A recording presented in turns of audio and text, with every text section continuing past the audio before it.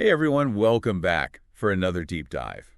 You know how we do things around here. We pick a fascinating topic in the world of soccer, and we really get into the weeds and the data. Yeah, absolutely. And today's topic, super relevant. I think it's something a lot of fans have wondered about. Big time. We're talking about career longevity in soccer. More specifically, we're going to be looking at why men's soccer careers tend to be longer and more stable. And women's careers, they often, follow a different path. Awesome. Yeah. Are you ready to dive in? Yeah, let's do it.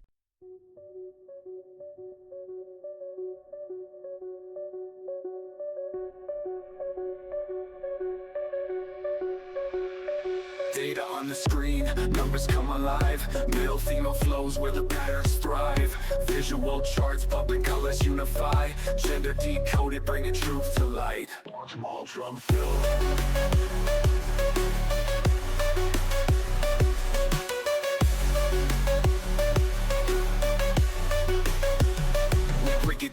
We break it down, real talk.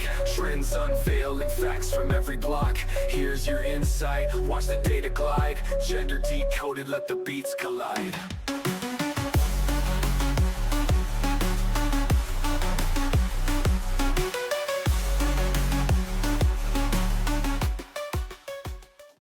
Yeah, we're going to be taking a deep dive into some FIFA player data. So, get ready for some hard numbers. Yeah. And some pretty fascinating trends. Awesome. The FIFA data is really interesting. It paints a very clear picture. It's almost like if you were looking at two separate graphs. Okay. One for men and one for women. Okay. And, you see this nice, long, gradual slope for the men, which just shows, they're in the game longer. Oh, wow. Careers are lasting. But then for the women, it's much sharper. It peaks earlier and then, drops off pretty quickly. Huh. Wow, that's a huge contrast. So, what's going on here? What's causing this difference? So one of the biggest factors we see is the investment gap. And I don't just mean a small difference here. I'm talking orders of magnitude. For example, back in 2023, globally, the investment in youth development programs for boys, it was almost 5 times greater than what was going into girls' programs. And think about it, that early lack of support has this ripple effect. Right. And it limits opportunities for women as they try to climb that professional ladder. Right. And it just really impacts how long their careers are. Totally. You know what this makes me think of? It makes me think of the sheer number of professional leagues that are even available. Right. It's almost like you're trying to get to the top of a mountain. But there are just way fewer trails to get there. That's a great analogy. Did the FIFA data, did it show anything about that? About the number of leagues? Absolutely. In 2022, there were over 80 recognized professional men's leagues globally. Wow. Compared to a little over 30 for women. Oh, wow. Okay. It's a big difference. And, fewer teams, right, fewer contracts, fewer chances to play at that highest level. It all just adds up.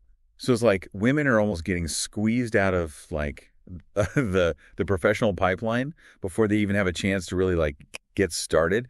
And then you have the whole thing with media coverage, right? And sponsorships. I mean, you can't ignore that. Oh, absolutely. That's huge. I mean, the less media visibility there is, right, it directly translates to fewer sponsorship opportunities. It's a vicious cycle. Remember, I think it was a couple of years ago, there was that whole thing with one of those big sportswear brands.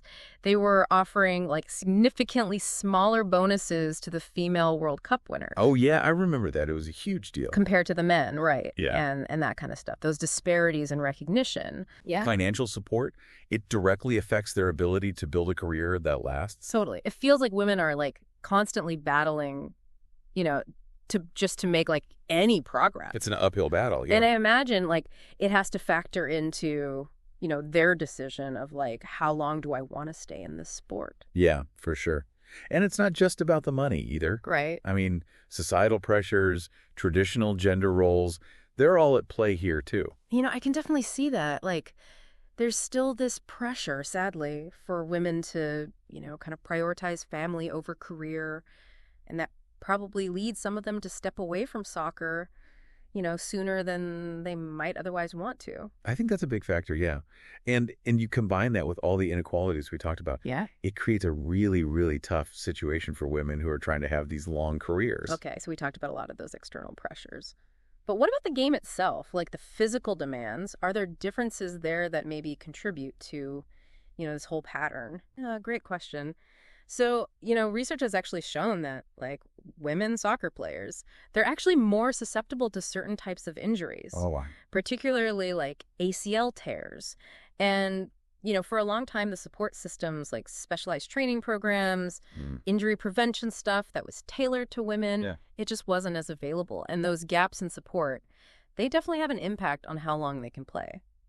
So it sounds like, we've got all these different layers, these different factors that are all kind of contributing to this difference in career lengths. Yeah. Where does the historical context fit in with all of this? So the historical context is super important to understand here. I mean, for decades, women's soccer was just, blatant discrimination. Right. Limited opportunities. Remember, it wasn't until 1991 that we even had the first official Women's World Cup. That's crazy to think about. Wow, yeah. That legacy, that late start, it still has an impact today. Yeah. Wow. It's amazing how, the past can have such a strong influence, even now. So, I mean, it's clear, right, after this deep dive into the data and all these different factors. Yeah. Women in soccer, they face a lot of challenges. I mean, a lot when it comes to building those long-lasting careers. Yeah, I think the takeaway here, it's complicated. It's not just one thing. And, that leads us to a really important question. What's that? What can we do with this information? Right. How can we be better fans, better supporters? I mean, how can we create a future where women in soccer have the same opportunities for these long, amazing careers as men do? Yeah. That's the question, that everyone listening needs to be thinking about. Totally. How can we make a difference? Absolutely. That's where the real work begins. Awesome. Well, thanks for taking this deep dive with us. Yeah, this is great. It's definitely a lot to think about. And to our listeners, keep those questions coming. We'll see you next time for another deep dive. Yay. Bye.